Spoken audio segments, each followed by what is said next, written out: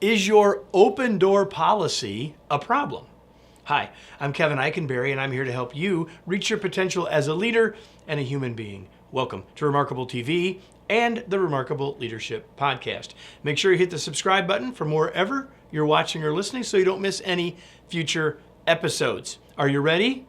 Let's get started.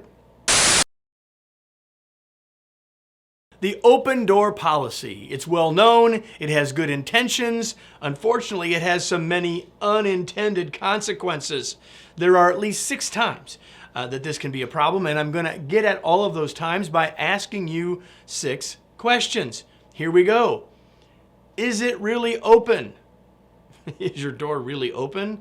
Like, listen, lots of people say, I have an open door policy, but they never really have an open door. So just saying it doesn't make it a policy. And saying it and not making availability is a problem.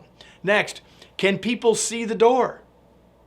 Well, if they work distributed from you or you're distributed from them, they can't see the door. So maybe you want to have an open door policy, but how are they supposed to know when you're available? So the policy's fine. The problem is it's not really working as stated. And next is, are you available even if it's open? It's one thing to leave the door open in your office. It's another thing to, when someone comes in, say, well, not right, don't really have time right now. Or to always be in a meeting where people don't feel comfortable to come in. So even if you would invite them in, if they don't feel welcome, they're not coming. Next question, are you constantly interrupted? I mean, the idea of the open door policy is that people have availability to you, right? Which is great. The problem is if they're coming in all the time and you're always getting interrupted, then you can't get your work done. Now, their stuff is part of your work, but it's not all of your work.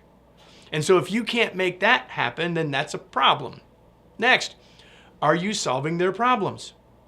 Listen, if you're getting constantly interrupted, that's what's happening. They're coming in with a question or a problem, and whether you know it or not, you're solving it. That's why they keep coming back. Or you don't trust them to solve problems for themselves, which is why they come to you. So you're solving their problems. Your open door can be a big problem. And one more.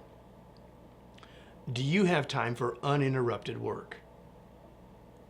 Even if you want to be available, and even if it is safe for people to come in to be with you and spend time with you and ask questions, etc., you need time for uninterrupted work. So sometimes, even if you generally want to have an open door policy, sometimes you have to close the door so you can get your work done.